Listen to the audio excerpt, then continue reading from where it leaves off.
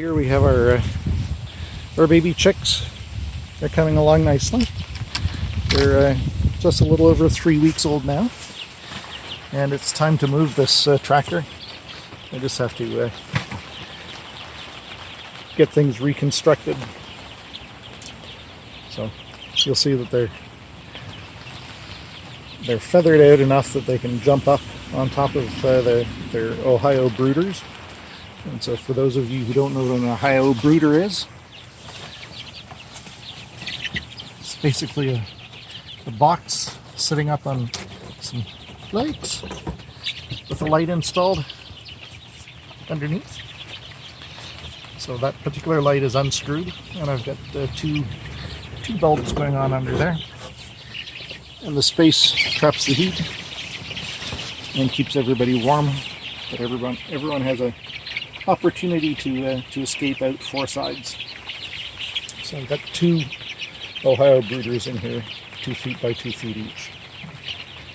And these guys I'm going to keep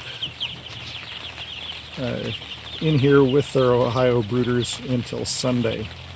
And then on Sunday I'm going to take them out onto some fresh pasture.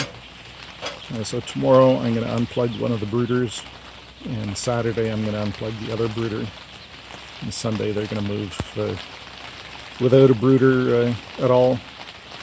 So at that point they'll be 4 weeks old, and they'll be almost fully feathered out, and the weather will be nice enough that there shouldn't be any issues. So bit by bit I've been unplugging or unscrewing the bulbs in these Ohio brooders. And the box that you see here is what they all came in. So 104 chicks came in that box. And this, for anyone who's interested in how we feed our chickens, this is their feed bucket. And I fill this every day. So about 5 gallons of feed, or about 20 pounds of feed every day. And it's basically a dollar store metal tray screwed to a bucket that has holes drilled into the bottom for the feed to come out. You can see the holes there. And this right here is your water bucket. Again, it's a 5-gallon bucket.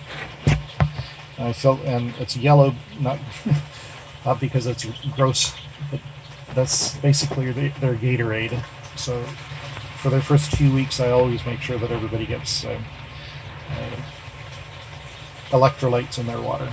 So, and I fill this bucket, 5-gallon bucket, every day.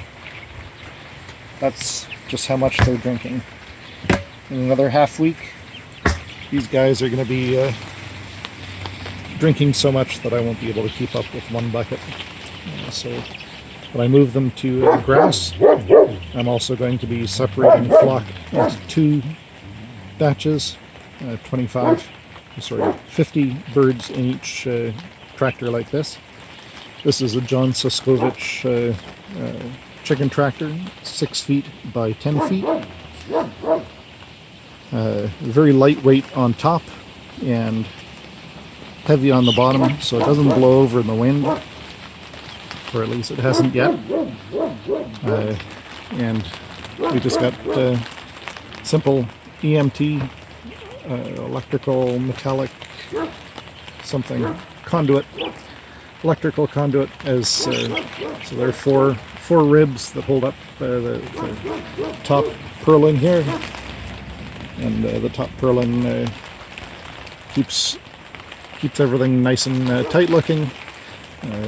Chicken wire provides a little more structure, and then the tarp on top of that. This chicken tractor actually has, I think, 3 tarps, because as they wear out I just put more on, and that gives a little extra insulation against wind and rain and whatever else.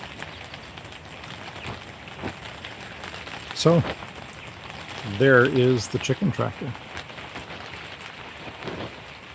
Yeah, so we're going to have 50 birds per tractor in another couple of days, well, on Sunday, and then probably a week after that, they'll be getting so big that I won't be able to keep up with 5-gallon feed and 5-gallon water per tractor, so I'm going to have to separate those into 4 tractors, so we'll have 25 birds in each, well, 26 birds in each. And that should get them through to the end of their cycle, which, based on these birds not being the Franken chickens, Cornish cross chickens that grow out to monstrous size in 8 weeks, these guys are going to grow to a much smaller bird in about 12 weeks. And in about 16 weeks, some of these birds are going to start laying, and I'll identify which ones those are, and I'll separate those out to become our new laying flock. So we'll keep probably a couple of dozen of those as our laying flock, and the rest will they'll get to go to freezer camp. Particularly the males, because they'll fatten up a little faster than the females. So there's my chicken update.